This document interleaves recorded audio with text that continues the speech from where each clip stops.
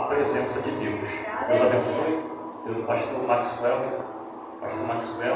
sua esposa, sua casa, as irmãs aqui de frente, da mesa de interpretação. Deus abençoe poderosamente.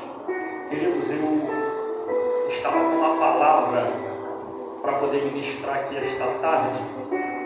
Porém, pastor, nessa manhã Deus começou a ministrar algo no meu coração muito forte. E se tem um atributo de Deus incomunicável, ou seja, que só Deus tem, é a presciência. Deus é presciente. Deus antecipa o fato. Ele já viu este culto acontecer antes mesmo de acontecer. É por isso que a gente fala que por causa de uma vida, às vezes Deus muda a liturgia do culto. E a palavra justamente era que a irmã ministrou com muita excelência. E que palavra era essa? Inserida na carta aos Gálatas, que fala sobre as obras da carne e o fruto do Espírito. Esta palavra ardeu no meu coração ainda mais, porque o nosso pastor Alessandro Malafaia está no culto de ensino, discorrendo toda a carta aos Gálatas, versículo por versículo. E semana passada foi justamente isso, as obras da carne e o fruto do Espírito. Falei, pronto, é essa aqui. Só que chegou pela manhã, Deus ministrou algo no meu coração tão profundo.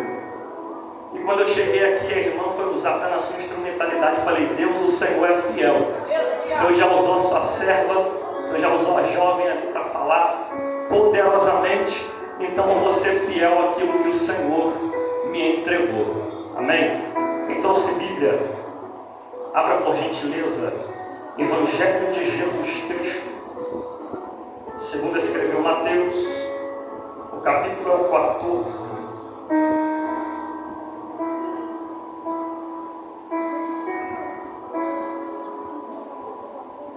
Evangelho de Cristo, segundo escreveu Mateus, capítulo 14.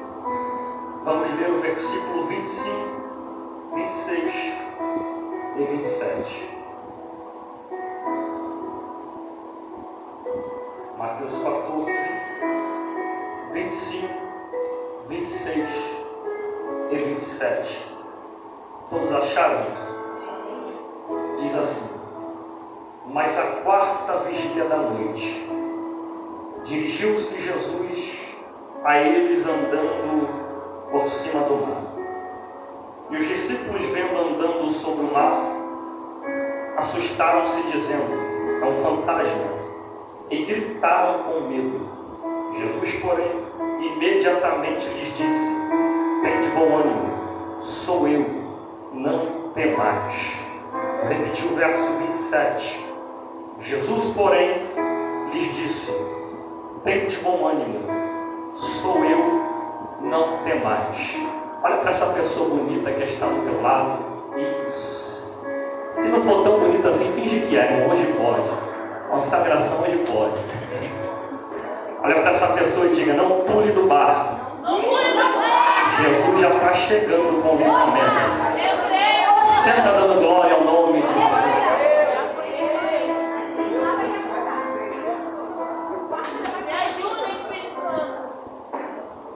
Queridos, qual foi o propósito de Cristo na terra?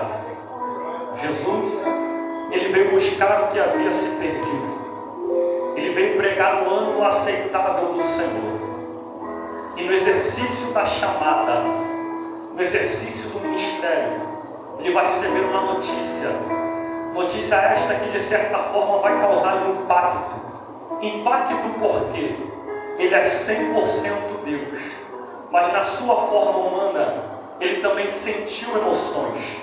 E que notícia é esta? Que João Batista morre e a sua cabeça é entregue em uma bandeja. Está escrito que quando ele recebe a notícia, ele se retira para um lugar deserto e apartado. Não é difícil entender que se Jesus se retira para um lugar deserto e apartado, é porque Jesus não quer ver ninguém. O momento aqui é de dor, o momento aqui é de tristeza. Só que diz o texto que a multidão encontra com Jesus. E quando encontra com Jesus, está escrito, e curou os enfermos.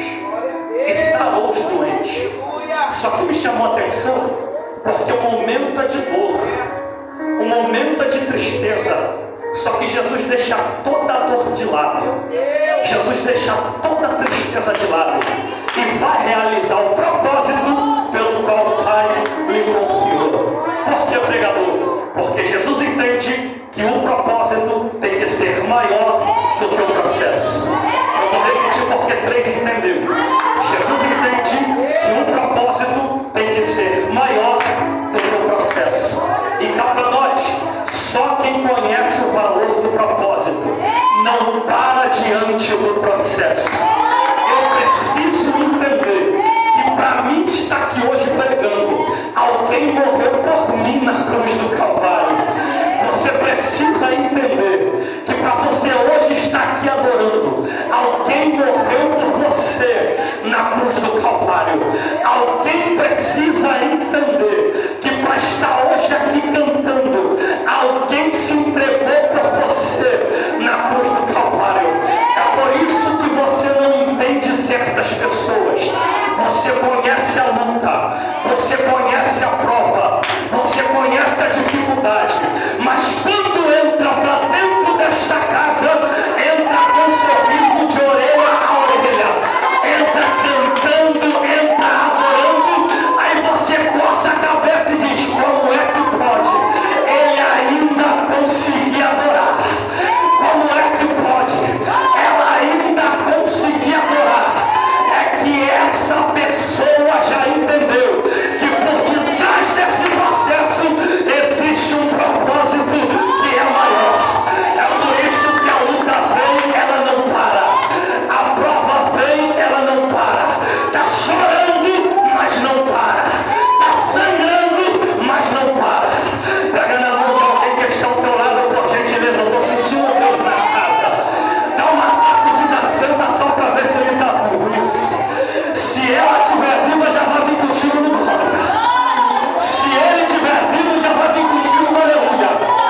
Diga a palavra de Deus para a tua vida. Hoje você está proibido de parar. Diga, você está proibida de parar. Não importa o tamanho do processo. O que importa é que o propósito daquele que te chamou é maior, é maior, é maior. Quem crê nessa palavra, uma mão é pouca, levanta as duas, um glória é pouco, abre a boca,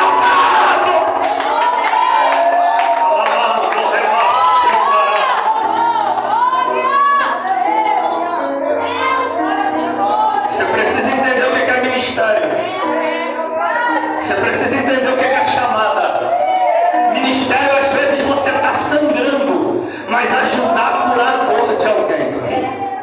Ministério, às vezes você está chorando, mas trazer um sorriso no rosto. Os discípulos observam o cenário, olha para cá, isso aqui é interessante. Os discípulos olham e dizem: mestre, a hora é avançada. Só precisa dispensar essas multidões para que possam ir às aldeias procurar comida. Eu gosto da resposta de Jesus, porque na resposta de Jesus ele me ensina um princípio. Ele diz: de maneira nenhuma, cara, eu vou te comer. Os discípulos estão dizendo: mestre, o culto está uma maravilha, milagres estão acontecendo, só que tem um porém. Qual foi? Só precisa dispensar essa multidão para que ela possam ir às aldeias procurar comida. De maneira nenhuma, tá, eu vou te comer. Mas por que, Jesus? Porque o culto aonde eu estou, ninguém sai de mão vazia. Eu vou repetir porque 3 entendeu.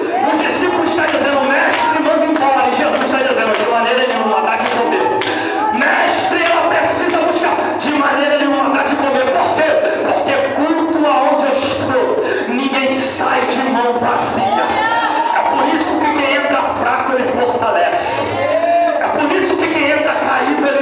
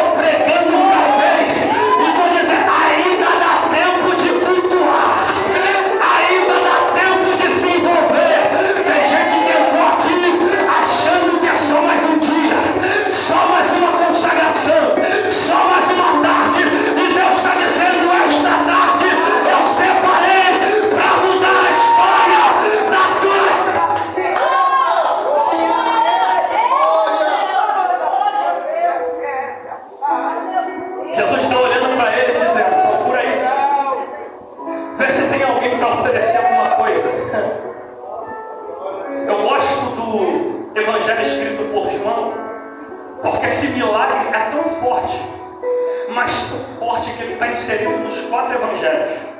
E João dá nome às pessoas. Aparece André como um menino que tem 5 pães e 2 peixes. Só que o menino, pastor, o discípulo, vai menosprezar aquilo que ele tem.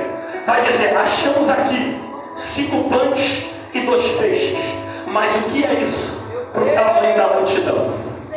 Eu gosto da resposta de Jesus, porque na resposta de Jesus ele me ensina algo. Ele olha para os discípulos e diz: já basta, pode trazer para cá. Não, mestre, o Senhor não entendeu. São 5.000 homens, fora mulheres e crianças. E Jesus está dizendo: já basta, pode trazer para cá. O que é que Jesus quer ensinar, pregador? Princípio de fé. O que é fé? É o firme fundamento das coisas que se esperam e a prova daquilo que não e a prova daquilo que não. Enquanto os discípulos estão enxergando as coisas com o olhar da lógica, Jesus está tentando ensinar a eles a enxergarem com o olhar da fé. Enquanto os discípulos estão enxergando com o olhar de baixo, Jesus está tentando ensinar eles a enxergarem com o olhar de cima. Até porque, pela lógica, 5 pães e 2 peixes só come 2 ou 3 pessoas. Mas pela fé, comeu 5.000 homens, fora mulheres e crianças. Pela lógica, Golias mata Davi. Mas pela fé, foi Davi que matou Golias. Pela lógica, não tem como atravessar o mar vermelho. Mas pela fé, o mar se abre. O povo passa em seco. E nem a sola do pé é molhada. É por isso que tem gente que não entende o profético de Deus na sua vida. Porque o profético de Deus não fala do teu agora. O profético de Deus fala do teu futuro. Aí Deus te promete algo. Você olha para a tua realidade e diz: não dá. Você olha para o teu momento e diz: não tem como. Mas se tem uma das coisas que Deus é fiel, é em cumprir com a sua palavra. Números 23:19. Deus não é homem para que minta, nem filho do homem para que se arrependa. Isaías 40:8. Certa erva, a flor cai, mas a palavra dele dura para sempre. Pregador, não me convenceu, então lá vai. Primeira epístola de Pedro,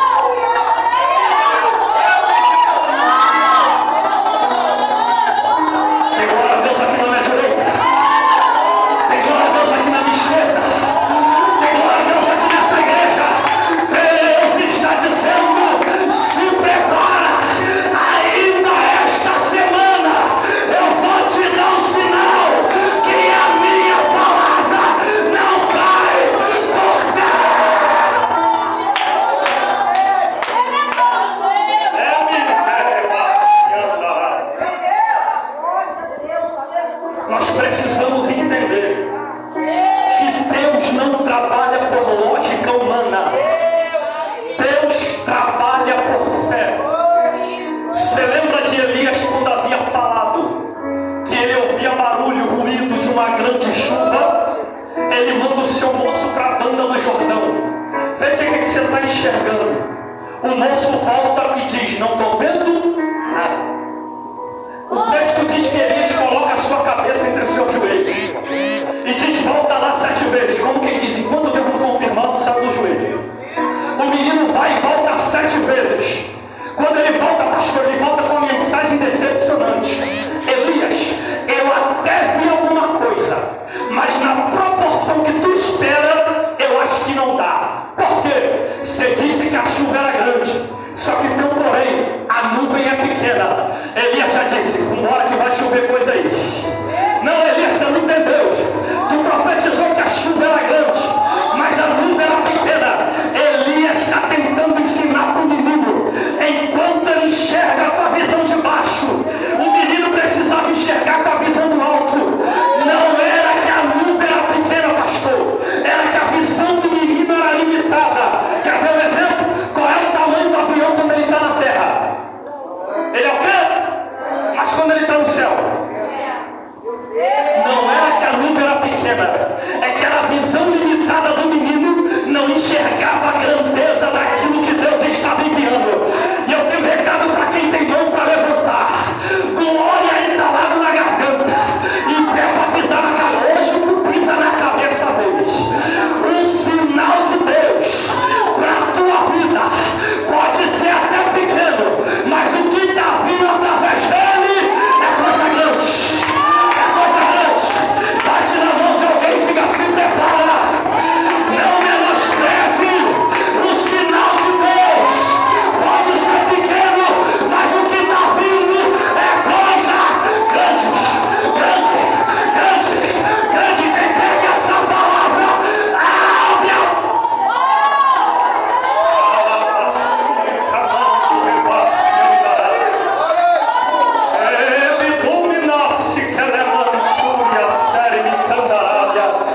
eu estou sentindo o cheiro de milagre esta tarde.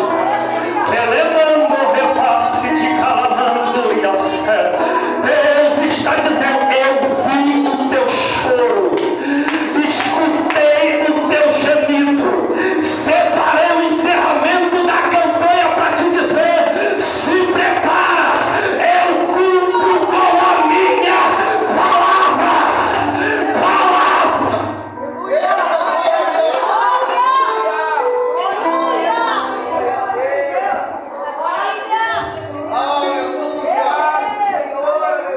A gente precisa entender um princípio aqui. O texto diz que Jesus pega aqueles pães e ele dá graça. Porque todo judeu tem a mesma oração no partir do pão. Oração de agradecido. É como na Santa Ceia, tendo dado graça, ou partiu. O que me chama a atenção é: não tinha muito, mas ele deu graça. Era pouco, pastor, mas ele deu graça. Estava contadinho, mas ele deu graça. E qual é a palavra? Deus só te colocará no muito se antes te testar no pouco. Eu vou repetir: Deus só te colocará no muito quando primeiro ele te testar no pouco. É pouco, mas não faltou. É pouco, mas deu para passar o mês.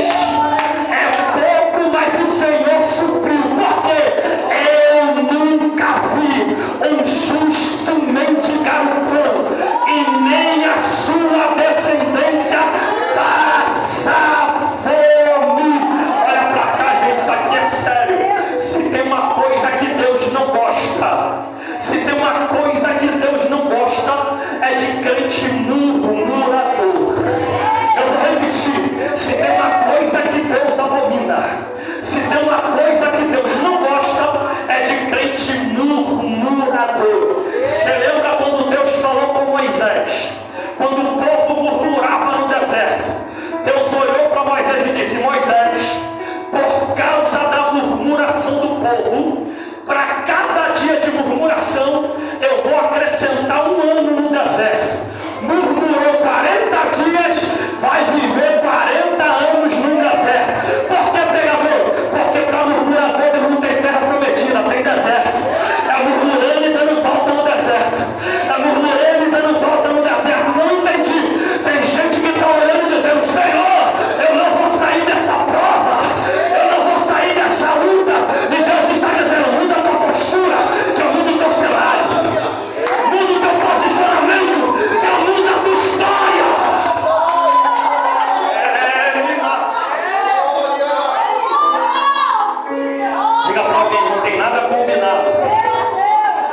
Jesus está trazendo aí o alimento que você precisa. Pastor, algo me chamou a atenção nesse texto, porque Jesus dá uma ordem para os discípulos entrar no barco e ele se retira para o monte para orar. O que chamou a atenção, evangelista? Porque antes do milagre ele ora, depois do milagre ele continua. Vamos lá? Antes do milagre ele ora, depois do milagre ele continua. O que é que Deus falou contigo? Ore antes de receber, mas ore mais ainda.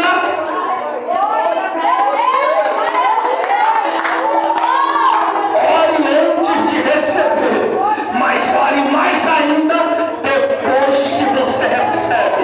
Eu não estou dizendo que você não pode fazer culto de ação de graça. Eu não estou dizendo que você não pode beber guaraná com lembrou. Que coisa linda, né, irmão? O que não pode é relaxar na fé. Porque tem gente que quando está precisando, não falta culto, não falta dominical.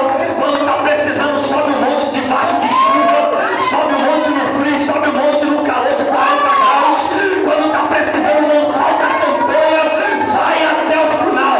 E depois que recebe, hoje eu estou cansado, hoje eu acho que eu não vou no culto não. Hoje está chovendo, eu acho que hoje eu não vou subir um monte. Não, o sol está de 40 graus, eu acho que hoje eu não vou lá na campanha, porque já recebeu. Aí relaxou na fé. Aí o diabo está olhando e está dizendo, já eu tiro o sorriso do rosto dele, já eu tiro o sorriso do rosto dela. Só que aqui nesta tarde tem aquele crente que antes do milagre ele orou, depois do milagre ele continua orando. O diabo olha e diz, eu vou tirar. E Deus diz, aqui não, Satanás. Aqui tem crente que ora, aqui tem crente de joelho. Pega na mão de alguém que está do teu lado, pega, eu vou te instigar até você entender. Pega na mão dele, pega na mão dele e diga, Deus não é Deus de momento, Deus é Deus de relacionamento. Não dá para barganhar com Deus. Conquistei, vou embora, não. Conquistou, permanece. Até você que não.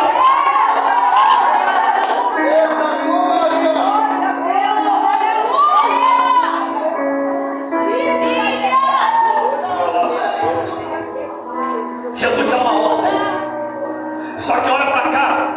Mateus, isso aqui é lindo, pastor. Mateus diz que ele ordena. Só que Marcos diz que ele obriga.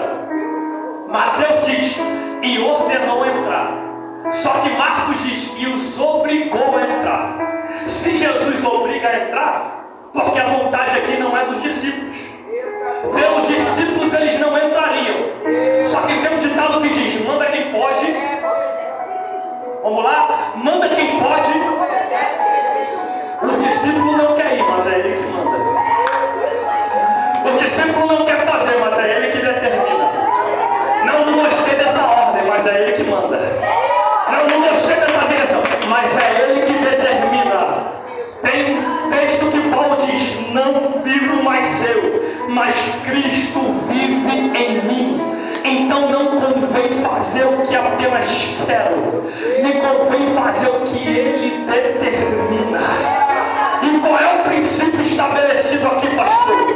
Princípio de obediência. Você precisa entender. Você quer ser abençoado, só tem um segredo: obediência. Você quer bênção, segredo, obediência. Você quer ser próspero, segredo, obediência. Prova para mim, pregador. Salmo de número 1. Bendito é o varão que não anda segundo o conselho dos ímpios, nem se detém no caminho dos pecadores, nem se assenta na roda dos escarnecedores. Antes tem seu prazer na lei do Senhor, obediência, e nela medita de dia e de noite. E será como árvore plantado junto ao ribeiro, que dá o seu fruto na estação certa, suas folhas não caem. E tudo quanto fizer, prosperará. Quer mais? Josué capítulo de número 1, verso 8. Não aparta da tua boca o livro desta lei, antes medita de dia e de noite, para ter o cuidado em fazer quanto nela está escrito, porque só assim prudentemente te conduzirá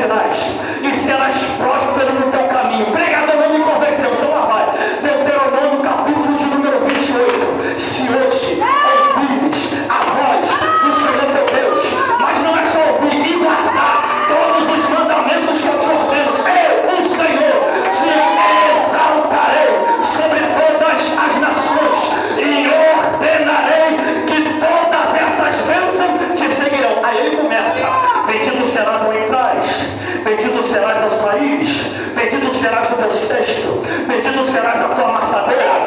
Verei todos os inimigos que se levantarem contra ti, por um caminho se levantarão contra ti, mas por 7 caminhos fugirão de ti. Não te colocarei por cauda, mas colocarei por cabeça. Não pedirás emprestado, mas vai ter para emprestar. Essa é para crente da cruz da cadeira. Aí ele diz: abrirei a janela do céu, derramarei do meu tesouro, e tudo quanto fizer, prosperará. Catuca esse crente que está do teu lado e diga: Deus conhece o teu CEP, Deus conhece o teu endereço, Deus sabe o número da tua casa, e não precisa correr atrás do milagre, é só se posicionar e ele vai. Alguém já entendeu aqui? Alguém já está recebendo uma paz?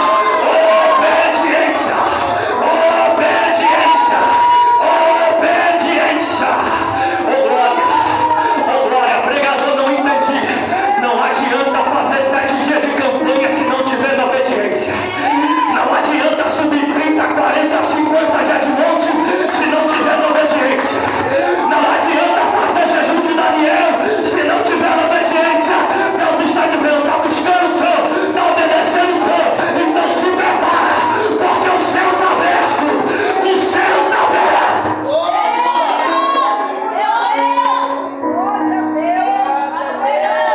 Só que dentro desse contexto tem um problema. E qual é o problema, pregador? Justamente esse: o obedecer. Porque a obediência não está condicionada em eu fazer o que apenas quero. A obediência está condicionada em às vezes eu fazer o que eu não quero, mas eu preciso. Eu não quero ir, mas é Ele que manda. Eu não quero fazer, mas é Ele que determina. Não gostei da blusa do jovem, mas é Deus que sabe. Não gostei da blusa das irmãs, mas é Deus quem determina. Não gostei da dona da nova direção, mas é Ele que manda. Tem texto que diz: Naamã, vai mergulhar 7 vezes no Jordão. Naamã fica indignado: não gostei dessa ordem. Tem rio mais limpo, a pano e farpar. Só que alguém que está do lado dele vai dizer: Naamã, se o profeta não te fala outra coisa, tu não faria? Então vai mergulhando na obediência, que a obediência vai fazendo milagre. Então vai mergulhando na obediência, que a obediência vai fazendo milagre. E qual é o problema aqui, pregador? É que existe uma diferença entre o obediente e o desobediente. Qual é a diferença, pregador? O desobediente bate cabeça atrás de milagre, e o obediente, ele vive. Qual é a maior desculpa do desobediente? Não acho que o pastor está fora da visão. Não acho que a dirigente não tem unção. Não acho que aquela campanha não foi de Deus. Não, meu filho. É desobediente, não recebe nada. Aí sai daqui, vai para lá, de lá, vai para lá, de lá, vai para lá. Porque eu nunca vi na Bíblia um desobediente sendo abençoado. Agora o obediente não corre atrás. Ele vai andando, pastor, ele vai mandando a benção. Ele vai mandando e vai seguindo. Deus está dizendo: obedeça, obedeça, obedece.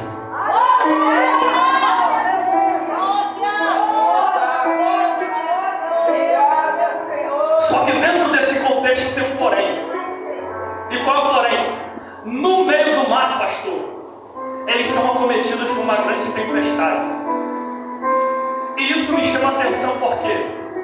Porque eles praticaram o princípio. Que princípio é esse? Obedir. Mas mesmo na obediência eles enfrentam tempestade. Mesmo na obediência eles enfrentam lutas. Porque tem gente que acha que só porque está na obediência não vai enfrentar luta. Obediência não é ausência de prova. Obediência não é ausência de luta. Só que tem um porém. Existem 2 tipos de tempestade: deserto ou vale, como os irmãos queiram entender. Aquele que eu entro pela minha desobediência, esse Deus não tem nada a ver com a história, eu vou pagar meu preço. Só que tem aquele que Deus me coloca, tem aquele que Deus permite para me trazer experiência. Não adianta. Quer conhecer a fundo o tamanho do Deus que você serve, tem que passar nas experiências. Lendo a Bíblia, eu adquiro conhecimento, mas vivendo, eu adquiro experiência. Eu vou repetir: lendo a Bíblia, eu adquiro conhecimento, mas vivendo, eu adquiro experiência. Não adianta, quer conhecer o tamanho do Deus que você serve, tem que passar nas experiências. Você lembra da outra tempestade? Aqui Jesus estava dentro do barco. O texto diz que Jesus estava dormindo. Jesus estava o quê? Os discípulos estão em desespero, dizendo: mestre, o Senhor não entendeu que o barco está afundando, o Senhor não entendeu que nós estamos perecendo. Jesus se levanta, repreende o vento, repreende o mar, e os discípulos que andavam com ele vão dizer: quem é este? Quem é este que até o vento e o mar lhe obedecem? Não entendi. Andava com Jesus, mas não conhecia Jesus na sua essência. Precisou viver uma tempestade para conhecer o tamanho do Deus que vocês serviam. Quer conhecer o Deus que abre a porta? Primeiro a porta tem que estar fechada. Quer conhecer o Deus que cura? Primeiro alguém tem que ficar doente. Quer conhecer o Deus que levanta? Primeiro alguém tem que estar caído. E qual é a palavra, pregador? Essa tempestade não é para te matar, mas é para te revelar que para Deus nada é impossível. Eu estou pregando para alguém que vai dizer: Deus, antes eu só te conhecia de ouvir falar, mas agora os meus olhos te veem. Eu sei que o meu Redentor vive e em breve se levanta.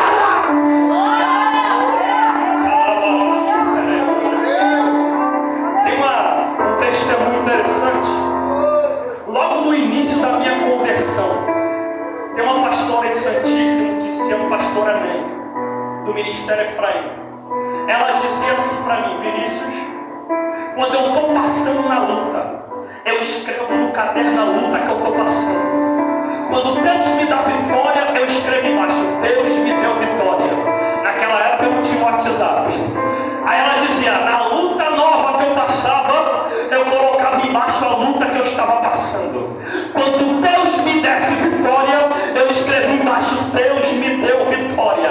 E eu, novo na fé, curioso, fui perguntar: pastora, por que é que a senhora escreve a luta? Enquanto Deus dá vitória, a senhora escreve embaixo: Deus me deu vitória.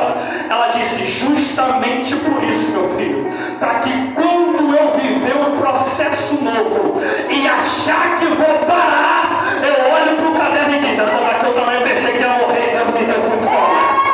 Essa daqui eu também pensei que ia parar e Deus me deu vitória. E cá para nós, crente com experiência com Deus é outro nível. Crente com experiência com Deus é o famoso crente chato. Lá em casa eu sou o crente chato. A minha esposa fala alguma coisa, eu falo: minha filha, isso aí é nada para Deus, já vivi tanta coisa. Ela fala: mas isso, aquilo, outro. Ela fala: como é que pode?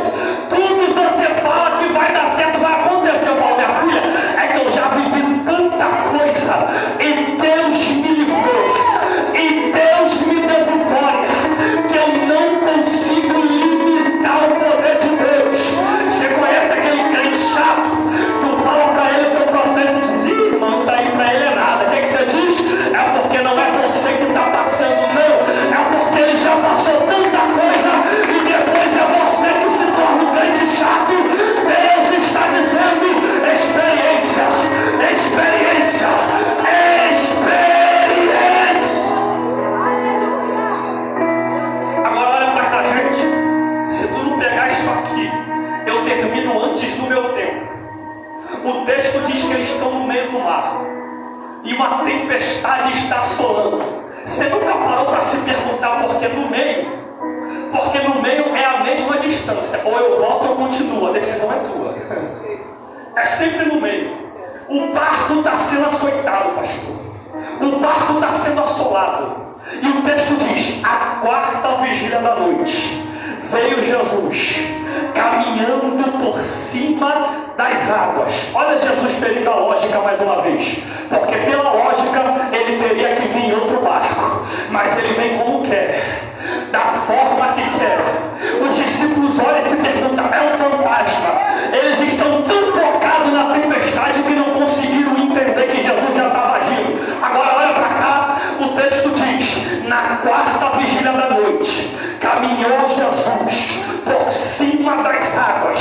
Eu perguntei: Deus, por que é que Jesus veio caminhando por cima das águas? E Jesus disse: qual era o problema ali para os discípulos? Eu disse: as águas. Qual era o problema ali para os discípulos? Eu disse: as ondas.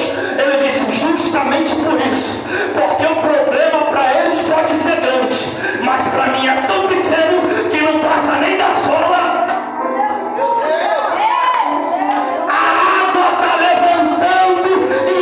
O barco e Jesus caminhando por cima e dizendo: é esse aqui que é o teu problema? Olha o que eu faço com ele hoje. É essa aqui que é a tua dificuldade? Olha o que eu faço com ela hoje. Pega a mão, não entendi. Aquilo que para você é problema, Jesus está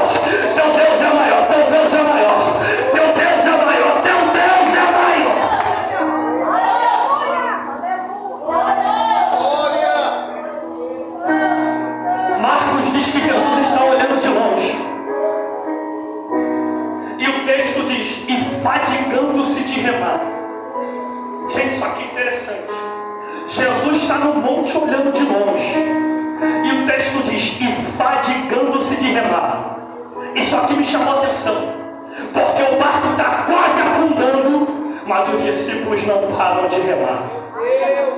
Eles estão fraquinhos, pastor, mas não param de remar. A força é pouca, mas não param de remar. Eles não veem solução, mas eles não param de remar. E o texto diz que Jesus está olhando de longe como quem diz: por causa da perseverança deles, hoje eu entro com basta. Por causa da perseverança deles, hoje eu entro com basta. Eu tenho cuidado em falar as coisas no mundo espiritual. Eu não estou dizendo que é para todo mundo, mas Deus está dizendo para alguém: hoje é a tarde do basta. Hoje é a tarde do basta. Eu vi o teu esforço. Tu estava querendo largar o remo. Tu estava querendo pular do barco, mas não pulou. Tu estava querendo largar, mas não largou. Por causa da tua perseverança, hoje eu entro com basta. Hoje eu entro com basta. Fica de pé comigo, fica. Calai, chore, faciando, remandarabas.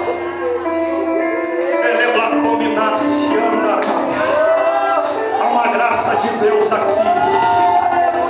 Oh, aleluia, aleluia, aleluia, aleluia. Você pode louvar?